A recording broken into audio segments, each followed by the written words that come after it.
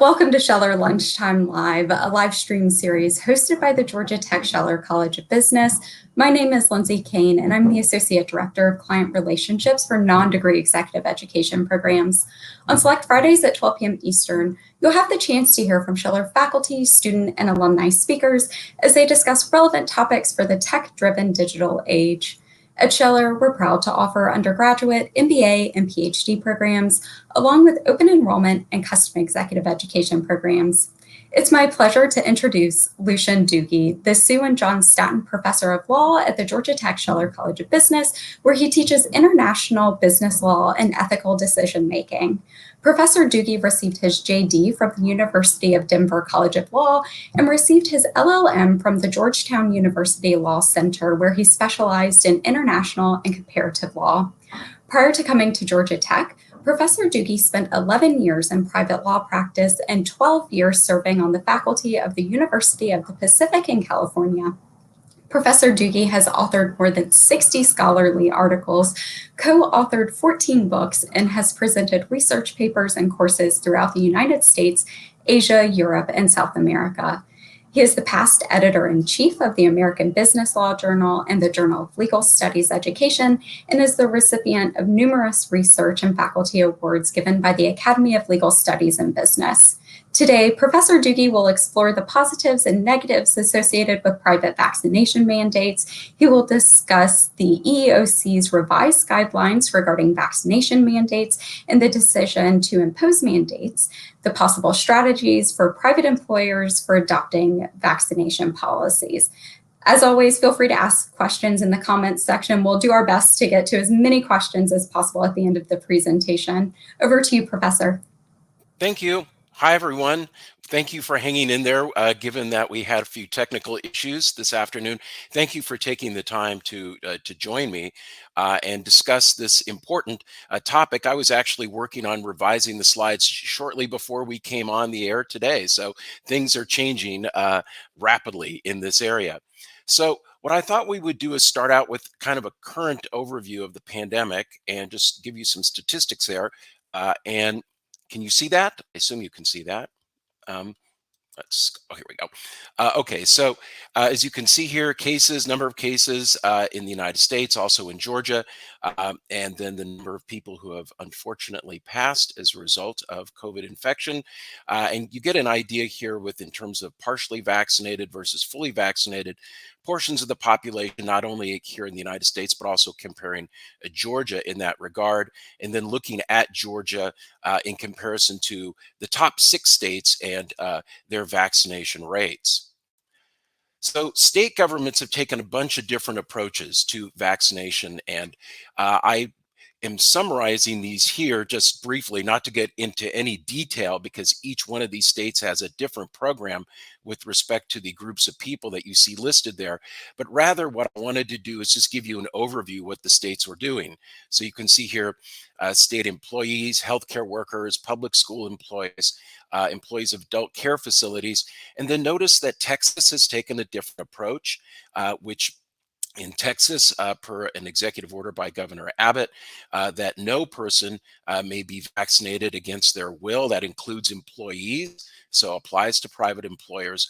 And in this case, individuals have the right to object based upon conscience or religious belief or for medical reasons. Montana actually has a state law on this, which prohibits mandates for emergency use authorization.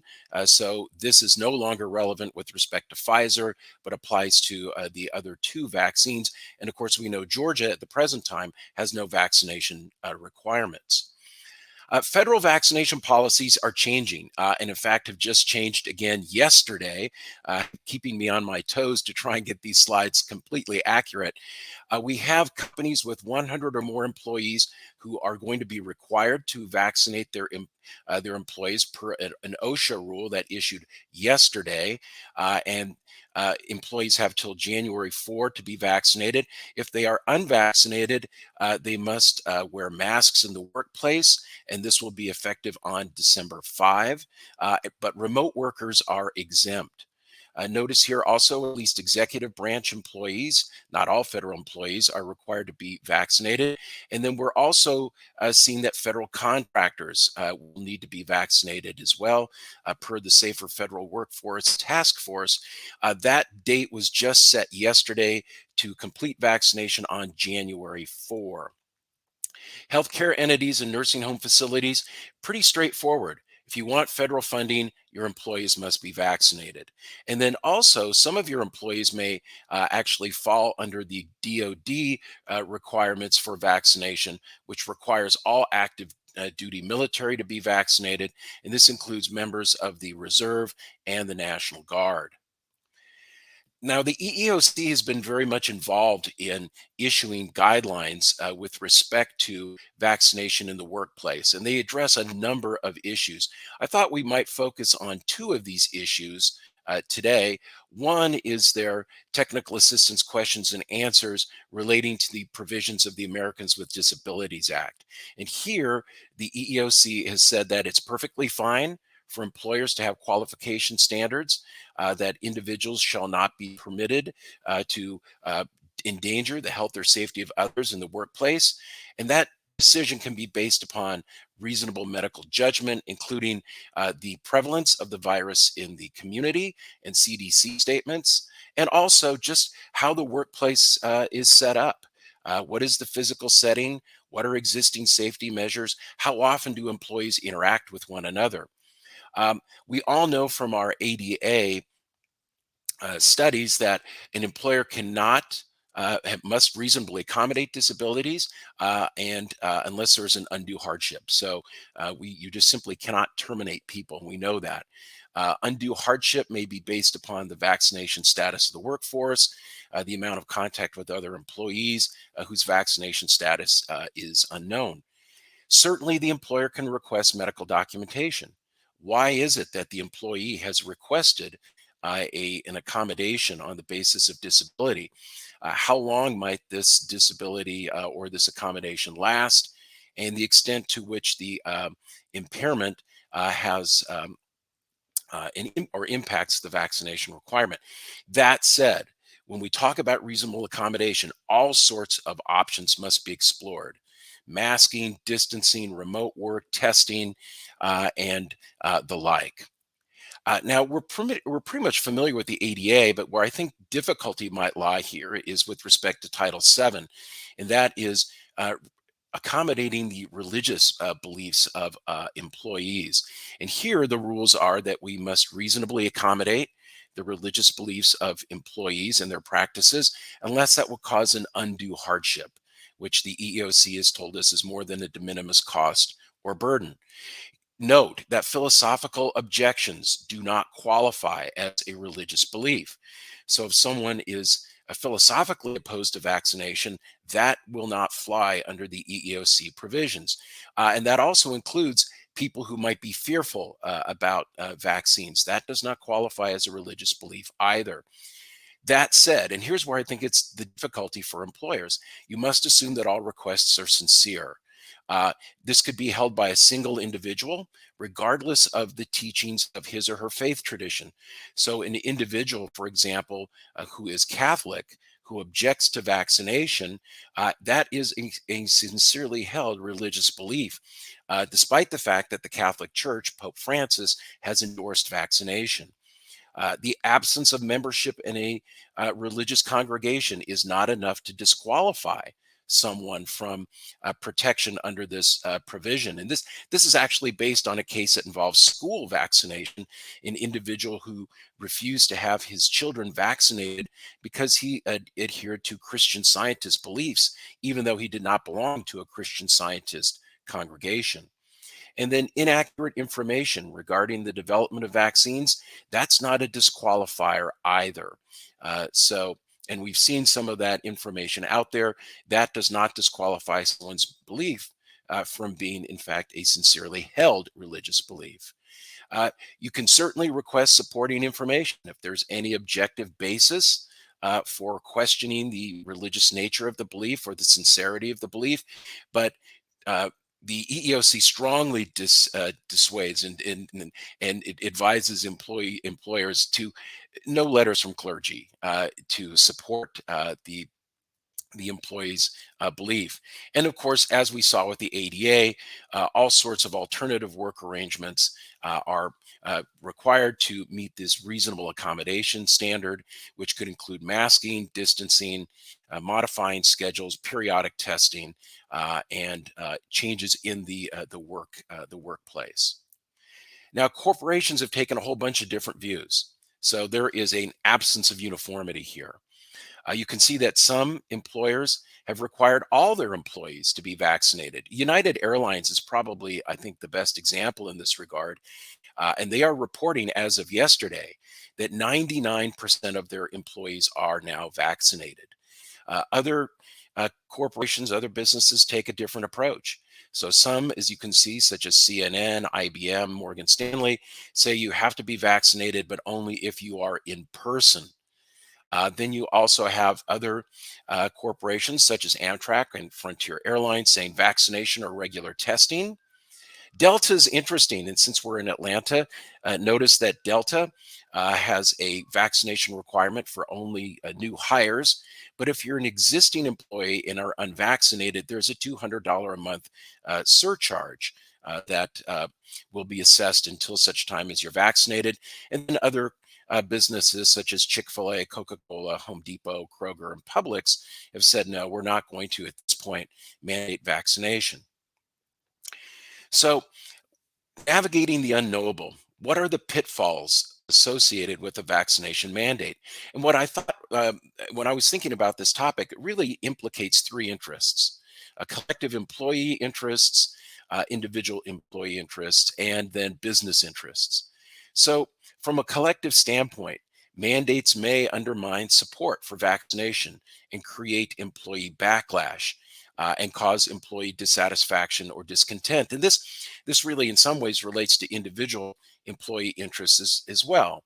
That bodily integrity is a liberty interest for which individuals are solely responsible. So we've heard the term "my body, my choice," and certainly that is something that businesses may hear in this regard. Also, and this again relates to individual employee interests, that the voluntary employee contract does not include the right to disregard individual integrity. And so these things may cause dissatisfaction and discontent in the workplace on a collective basis. Also, and we've already seen this, there might be employee conflict based on divergent views of the pandemic and vaccination, and a vaccination mandate may just very well add to that employee conflict. From a business standpoint, certainly businesses do not want to have disruption of a harmonious and productive work environment, and mandates may cause that. Of course, there's also administrative costs. Someone's going to have to keep records. Someone's going to have to keep track of requests for accommodation. Employees may leave. The best example I can think of this is in Washington State. Washington State has a comprehensive vaccination requirement for state employees. And what happened in Washington State is once that vaccination requirement hit, a substantial portion of the Washington State Patrol quit. And so this is a concern that in these tight labor times that you have employees who leave. Enforcement difficulties. Who's going to be the vaccination cop and make sure that people are in fact doing what the company requires? Conflicting federal and state laws. We see that in Texas already. This is an issue, for example, that Southwest Airlines and American Airlines are going to have to deal with, since they have headquarters in Dallas. And then, of course, the possibility of litigation. And lawsuits are already starting to make their way into courts challenging mandates. So what if you are the insistent employer? You want to have a vaccination mandate strategy for your employees. Well, a few things. And I think the first bullet point here is one of the most important, if not the most important. Writing, writing, writing. Everything in writing. A vaccination policy in writing. A policy for dealing with exemptions in writing. Also, a written request for exemptions as well. So it's not just the criteria, but the request that must be in writing, and also written policies on testing, because routine testing may not be covered by insurance. And in fact, the OSHA policy that was issued yesterday on for firms of 100 employees or more said employers no longer have to pay for routine testing. It's up to the employees to pay for their own testing. Also, if you are using testing, viral testing rather than antibody testing. Antibody testing is considered to be a medical examination under the ADA, and so you certainly don't want to run afoul of that. Um, of course, employers are going to have to maintain hard and digital documentation of vaccination. This is going to be required for all federal contractors. I think the real challenge for businesses requiring vaccination is security of these files. They must be segregated from other employment files, and there must be um, efforts made to keep these records secure. And so some businesses obviously may be more adept at doing that than others. And then, of course, vaccination policy, you can put it in your job postings, but employers are discouraged from asking about vaccination status in job interviews, but may require or may inquire about vaccination status upon making a job offer. Paid time off for vaccination and possible side effects. I mean, if you want employee buy-in, I think it's important that firms do that.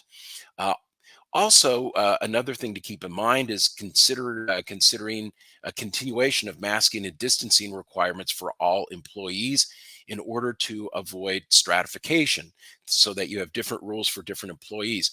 The downside of that is you might have fully vaccinated employees who say, wait a minute, I did what the employer required, and yet I am still required to wear a mask, and I object to that. Free masks. And so, again, I think that's fairly straightforward. Daily check ins. I don't think there's anything controversial about that. One of the things that has been suggested in the literature is to designate or hire someone to coordinate vaccination policy, including collecting employee feedback and communicating that employee feedback back to the company, and then avoiding punitive actions, such as insurance surcharges that may impact uh, lower income employees. So you don't want that to be included, and that also might also impact those who have bona fide reasons for not being vaccinated. So, what I call no stick strategies. What are options other than vaccination mandates? And where this came from, actually, two professors, Reese and Whitehorn, wrote an article several years ago about vaccination strategies with respect to children and going to school. And this was in response to the outbreak of measles in California a few years back. And in looking at and rereading that article, it struck me that some of the things that Professors Reese and Whitehorn talk about in the context of childhood vaccination also apply in the employment context. So, access mandates, that is, conditioning employee access to the workplace based upon vaccination status. Certainly, it can create stratification of employees, but at least it also recognizes individual interests. Individuals can make their own choices. And if I choose not to be vaccinated, I just don't have access to the workplace. Procedural tightening. And what we mean by that is the studies in surveys show us that if you make the process more difficult and rigorous, two things happen. People do not avail themselves of these processes because they think it's too much of a hassle. And also, uh, we get an increased accuracy, because those people who truly have a disability that needs to be accommodated or a religious objection, they're going to go through with the process. And so that we get an enhanced accuracy of who really is entitled to an exemption. And I have here in the slide many different things: counseling requirements, annual renewals, perfectly fine, that this is something that must be renewed on a periodic basis. And of course, everything in signed form. Education is very closely related to that. So, as Professors Reese and Whitehorn define education, attempts to change attitudes and empower wise choices through information. focusing on the benefits of vaccination, the remoteness of injury as a result of being vaccinated, and the risks that the unvaccinated pose not only for themselves, but their loved ones and others in the workplace. One very important thing here is to avoid addressing vaccination misinformation. So I would urge employers to not try to go bullet point by bullet point and rebut vaccine information. Simply focus on the facts. I don't like incentives, and for a number of reasons, and very briefly here, incentives may increase resistance and hesitancy by linking vaccination with the perception of risk. Hey, the employer's giving me an incentive, so this must be dangerous. The EEOC guidelines prohibit substantial incentives unless they're based upon voluntary reporting of a vaccination received by an employee from a third party unaffiliated with the employer. Of course, there's administrative burdens.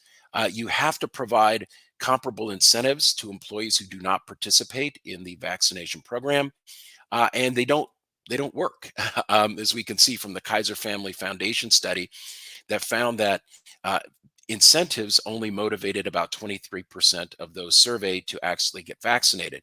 Now, that 23% may be a large number of people, but it's certainly well below what employers were expecting. They were thinking well above 50% of employees would avail themselves of incentives.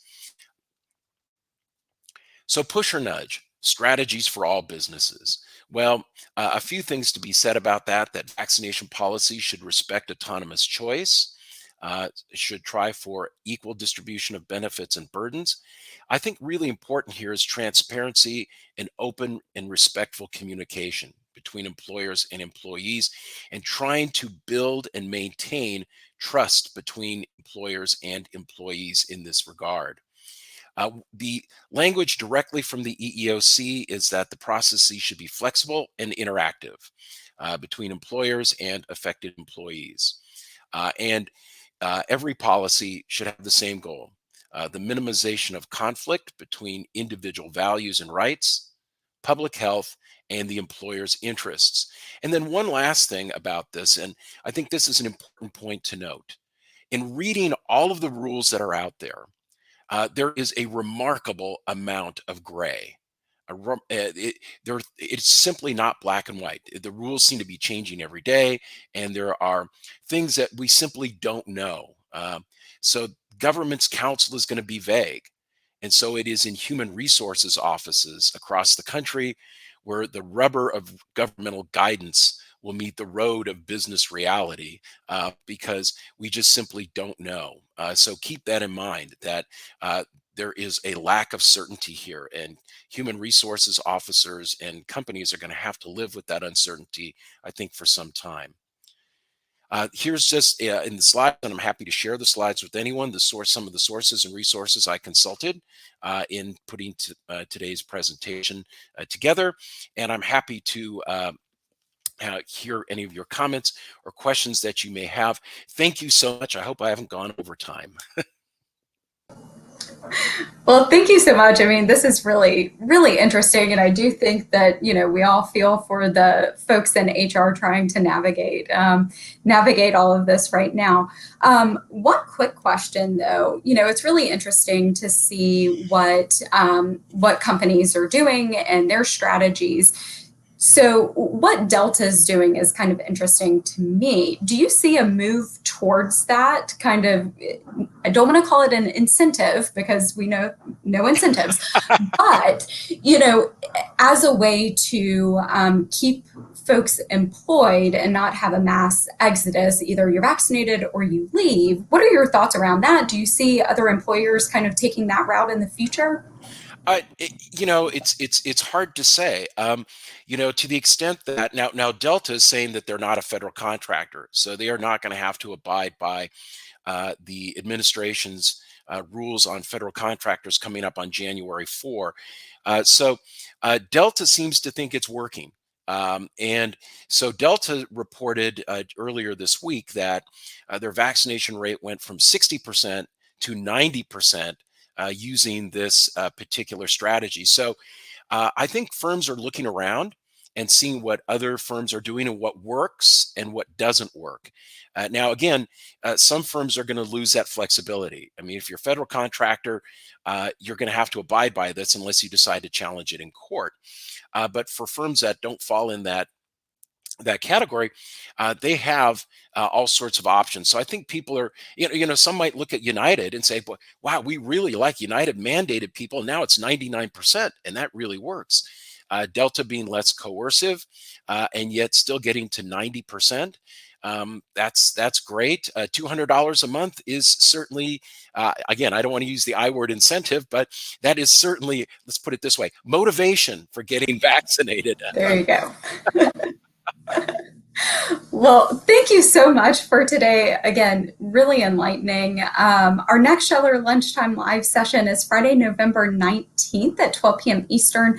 The topic will be applying a DIY paradigm in any organization, featuring Associate Professor of Operations Management, Karthik Ramachandran. Karthik will discuss ways an organization can achieve a positive impact for its customers in the face of financial or other constraints by providing unfinished products and services that recipients can complete according to their own taste and abilities. You can register for this event and learn more about future Scheller Lunchtime Live sessions by following the Georgia Tech Scheller College of Business on LinkedIn. A recording of this session and future sessions will be available on our LinkedIn and YouTube pages as well. Thank you all for joining. Thank you, everyone.